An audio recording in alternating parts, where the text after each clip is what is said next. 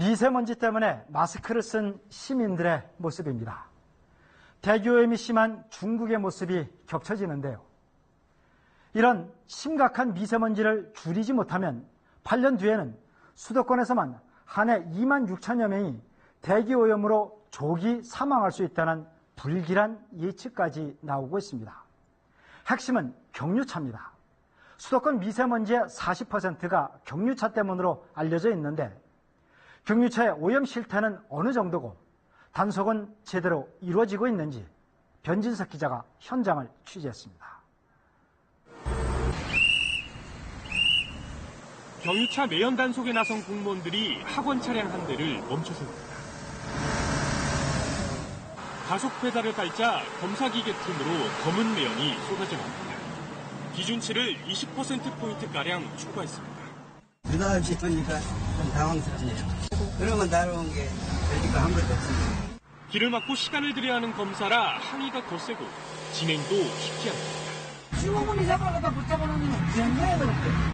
기계 조작도 서툴러 단속 효과도 높지 않습니다. 아니 뭐라 해서 보내준 거는? 배출가스 저감 장치가 없는 노후 경유차의 수도권 진입 금지는 2010년부터 시행되고 있습니다. 하지만 인천시와 경기도는 예산과 인력이 없다며 사실상 단속을 포기했습니다. 서울시 역시 단속 카메라가 7대에 불과할 정도로 열악한 상황입니다. 도로를 막고 단속을 하는 데는 한계가 있습니다.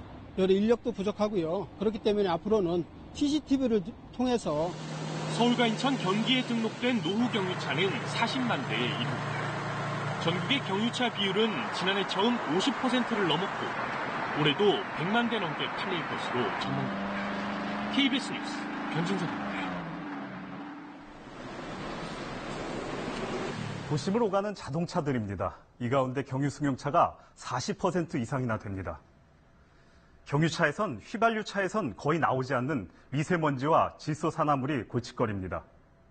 질소산화물은 공기에서 반응해 더 많은 미세먼지를 만듭니다.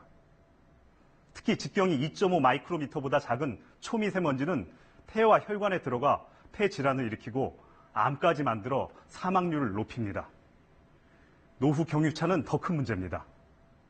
오염물질 저감 장치가 없는 10년 된 경유차가 뿜는 미세먼지는 1년 전 나온 경유차의 20배가 넘습니다.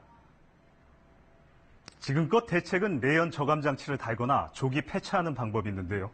오염 저감 장치 부착 예산은 배출가스의 톤을 줄이는데 18억 원이나 돼 조기 폐차하는 데 비해 900배나 더 듭니다.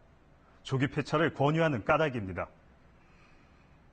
조기 폐차라든지 또는 친환경차로 대체를 해서 아예 초기부터 진입 자체를 어느 정도 좀 막아주는 이런 효과가 종합적으로 이루어져야지 무작정 매연 저감 장치만 부착시키는 것이 효율적이지는 않는다 분명히 말씀드릴 수가 있습니다.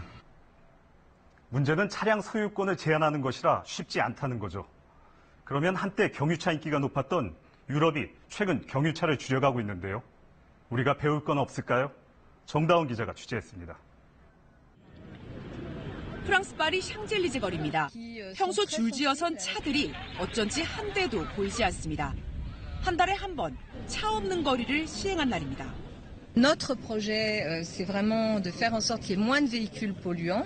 À Paris, nous allons avoir plus de transports en commun. C'est un travail très... 프랑스는 지난해 7월 유해물질을 많이 내뿜는 오래된 관광버스와 화물차를 파리 도심에 들어오지 못하게 했습니다.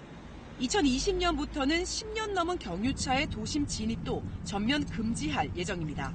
이웃나라 독일은 경유차 세금을 크게 올렸고 네덜란드의 경우 2025년부터 휘발유나 경유 차량을 아예 못 팔게 하는 법안을 추진하고 있습니다.